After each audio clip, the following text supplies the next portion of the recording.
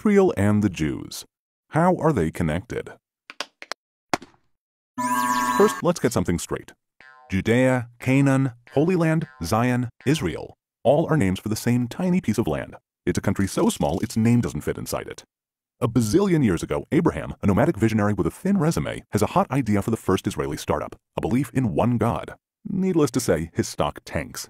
Abraham persists, and when he's not persisting, he's begetting. His offspring moved to Egypt because there are jobs, food, and beautiful beaches there, sort of an early Miami. But there's a snag. The jobs don't pay, and the hours are murder. The Egyptians enslaved the Israelites for hundreds of years until Moses, a great leader with a questionable sense of direction, unenslaves them and returns them to Canaan. En route to Canaan, the Israelites constantly bellyache. Tired of their whining, Moses climbs Mount Sinai. He becomes the first human to download data from the cloud to a tablet and returns with the 10 Commandments, a moral code to share with the world.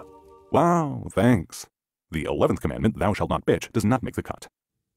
Once in Canaan, the Philistines, a people of Greek heritage, not to be confused with today's Palestinians, are the Israelites' fiercest enemies. One day, a huge son of a bitch named Goliath challenges the Israelites to a winner-takes-all match. The smart money is on Goliath, but he is whooped by a diminutive shepherd sharpshooter called David. Hashtag Israelites for the win. The Israelites anoint David king, who makes Jerusalem Israel's capital. Yep, that's 1,000 years BC. The UN immediately condemns this as an immoral and irresponsible act that is meant to provoke the Palestinians. Not really. There was no UN, and 3,000 years would go by before the Palestinians would try to usurp this land. David's son Solomon builds the temple in Jerusalem. The temple has a good 400-year run playing to packed houses until the Babylonians destroy it. Most of the Jews are forced into exile.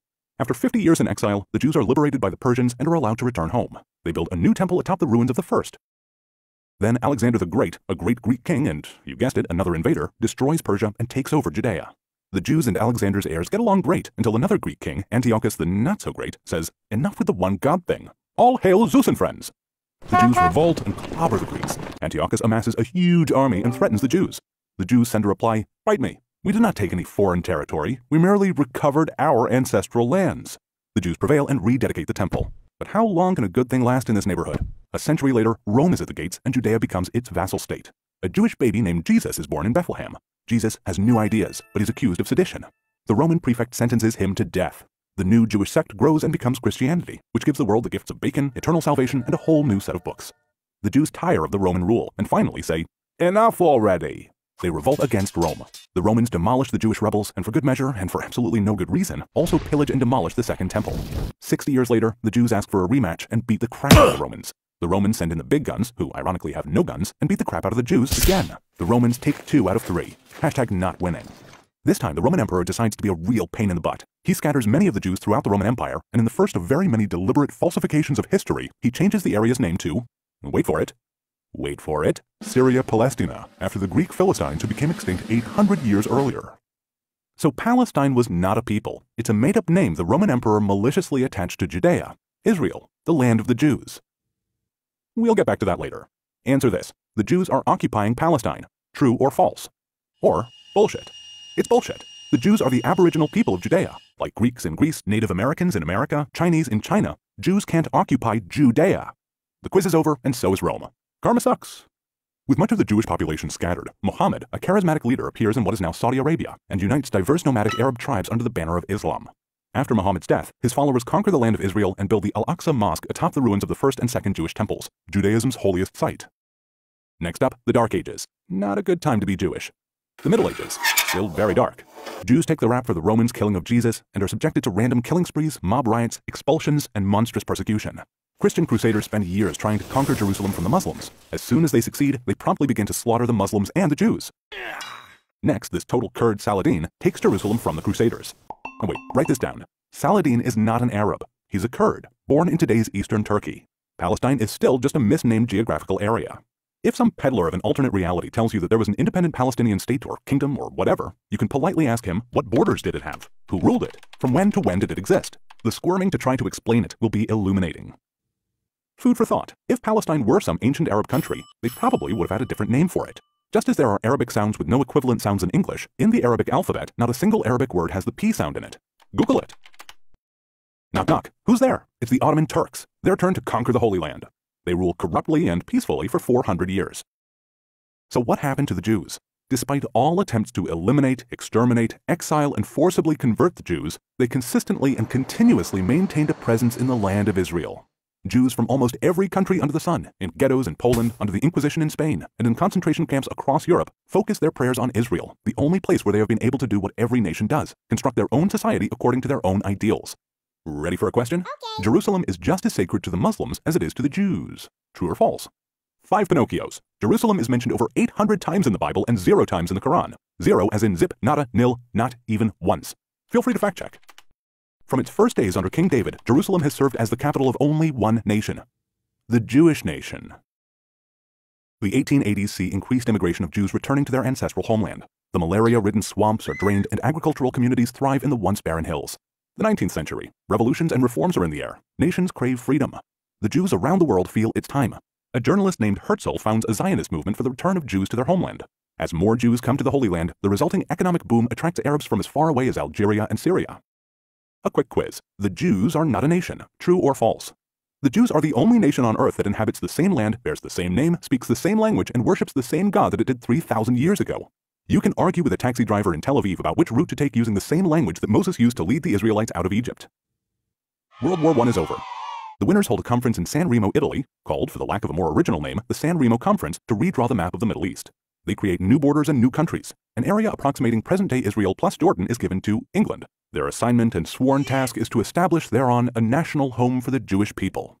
There's no mention in the document of granting land to any non-Jewish entity. The plan is to give the Jews back the land taken from them by an endless string of empires. The plan is ratified unanimously by the League of Nations, today's United Nations. The Brits waste no time in screwing the Jews. They welch on their promise and give more than 3/4 of the territory to Abdullah, a Saudi prince, for another brand new Arab state called Transjordan. Maybe they mistook Abdullah for a Jew. As to the rest, guess what? Of all of the new borders and new countries created since World War I, the only area that is referred to as occupied by some and disputed by others is that tiny piece of land allocated to the Jewish people. All other decisions are considered binding by most of the world. To prove their claim to the entire land of Israel, the Arabs launched terrorist attacks against the Jews. By this time, everyone living in the area called Palestine is called a Palestinian. This includes all the Jews, Arabs, Muslims, Druze, Christians, and a camel named Benny. In Europe, the satanic Nazis are dedicated to exterminating all the Jews. Jews everywhere fight on the side of the Allies. The Central Arab leader, the Grand Mufti of Jerusalem, meets with Hitler, and he's not there to talk about buying a summer home in Bavaria. 6 million civilian Jews, including 1.5 million Jewish children, are exterminated before the Nazis are defeated. But we digress. The land of Israel does not belong to the Jews as compensation for their suffering. It is theirs by indisputable aboriginal rights derived from their indigenous birth and uninterrupted presence for over 3,000 years. The Holocaust is over, but Arab attacks against the Jews of Palestine continue. Now, an actor who has disappeared 2,000 years ago comes for an encore, the armed and proud Jew. The Jews in their ancestral land of Israel establish armed organizations to defend themselves against Arab terrorists. When the British government closes the ports of Palestine and locks the Jews of Europe together with their exterminators, Jewish militias fight to expel the despicable Brits from the land of Israel. I say. After endless, fruitless peace talks to try to get the Arabs to accept any Jewish homeland in Israel, the British have had enough. They peace out and dump the problem on the newly created UN. The UN decides to divide the remaining small territory into the first Jewish state in nearly 2,000 years, a 22nd Arab state, and a third significant area that includes Jerusalem that would be internationally controlled. By 2021, the world is blessed with 56 Islamic countries, over 100 Christian majority countries, and one tiny Jewish state. So that you understand, the entire territory allocated to the Jews is about the size of Connecticut. Today's Israel is slightly larger than New Hampshire. Egypt is 36 times as large as Israel, and the United States is 350 times as large. The Jews accept the UN proposal. Remember the phases? That's your land. Okay. No, actually, that's the only part you get to keep. Okay. No, as a matter of fact, this is the only part you get. Oy vey. The Arabs reject even this plan, vowing to push the Jews into the sea. Having a massive numerical advantage, 5 Arab states, each with a standing army and a total population of over 30 million people, attack the newborn state of 600,000 Jews. It's David versus 5 Goliaths. 1,000,000 to 1 shot comes in. David wins again. Israel repels the attacks and declares its independence. 711,000 Arabs flee from Israel. 156,000 Arabs choose to stay and are brutally given Israeli citizenship and civil rights. 850,000 Jews are driven out of the surrounding Arab countries. Jordan annexes the West Bank, including the holy sites in Jerusalem. They sack, loot, pillage, and desecrate every synagogue and Jewish cemetery in its territory. Egypt claims Gaza.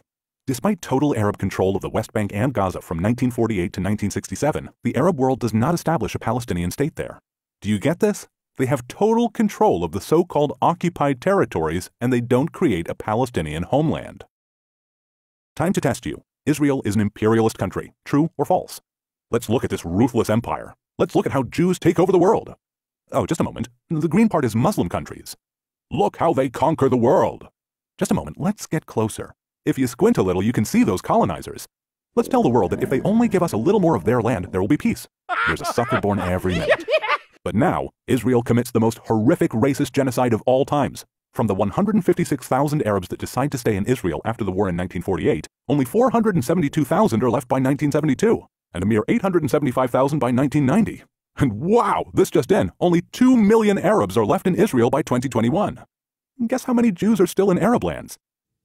Hint, in most Arab countries, the number is so small a centipede could count them on his legs.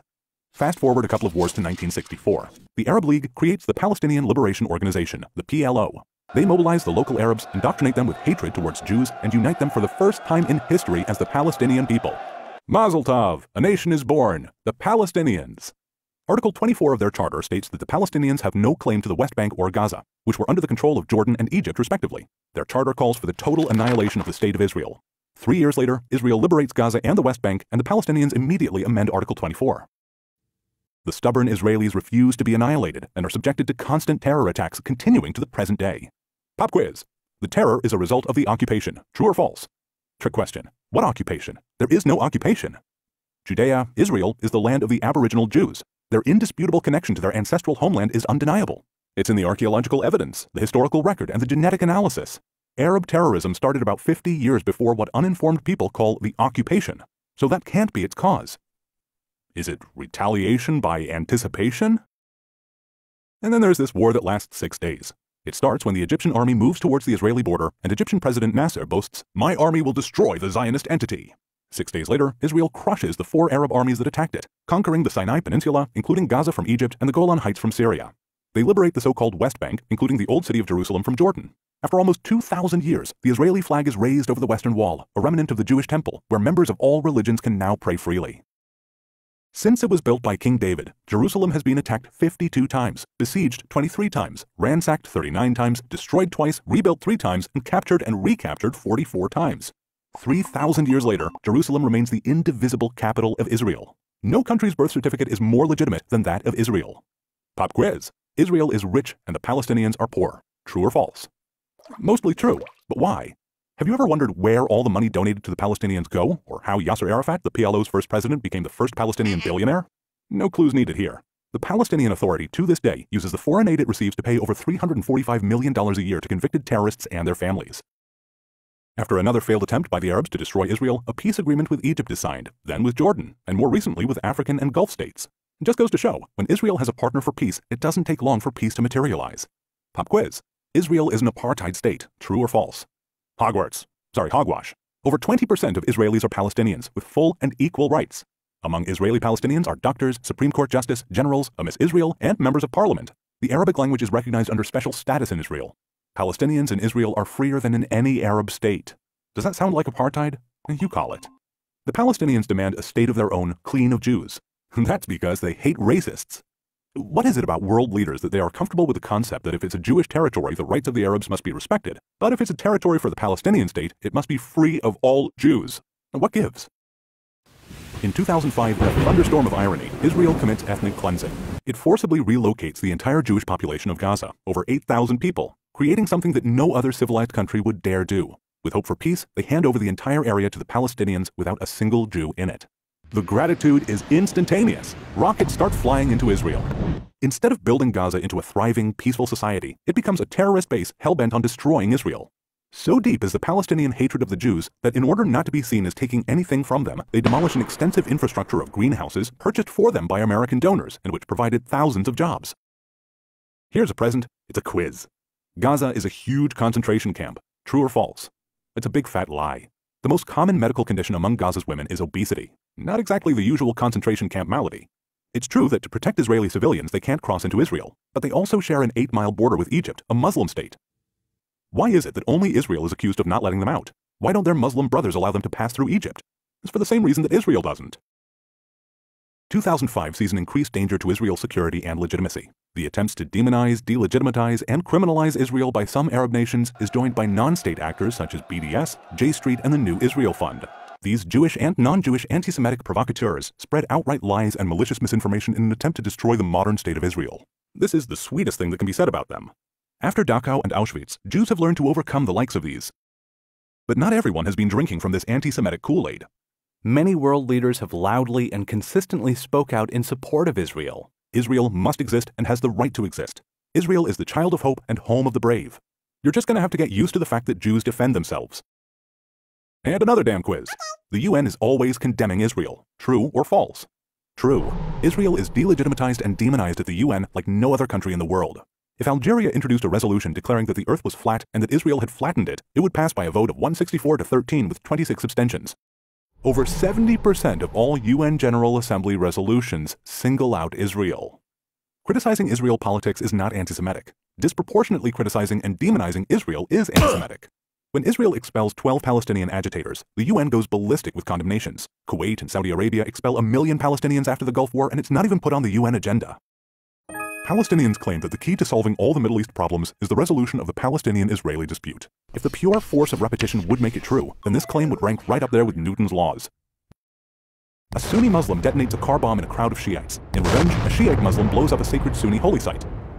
1 million dead in the Iraq-Iran war. Bashar al-Assad uses chemical weapons on his people. Does anyone believe that these Muslim-on-Muslim atrocities would stop if we only resolved the Israeli-Palestinian conflict? Anyone?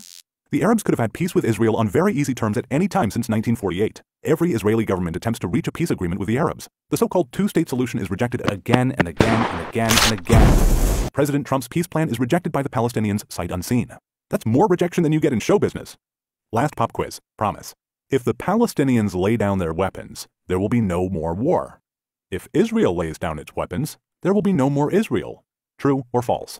Unfortunately, true. Israel hopes for peace, although the Palestinians' answer is always the same. No! From the river to the sea, Palestine will be free. We promised to get back to that. Well, we are back. Palestine today is free, and once again called by its aboriginal name, Israel. Someday, Palestinian leaders will rise who love their people more than they hate Jews, and peace will descend on the region, and the Palestinians will become partners to Israel's incredible story of achievements, prosperity, and quality of life. For a transcript of this video, complete with the sources for all the information provided here, please go to therealhistoryofisrael.com.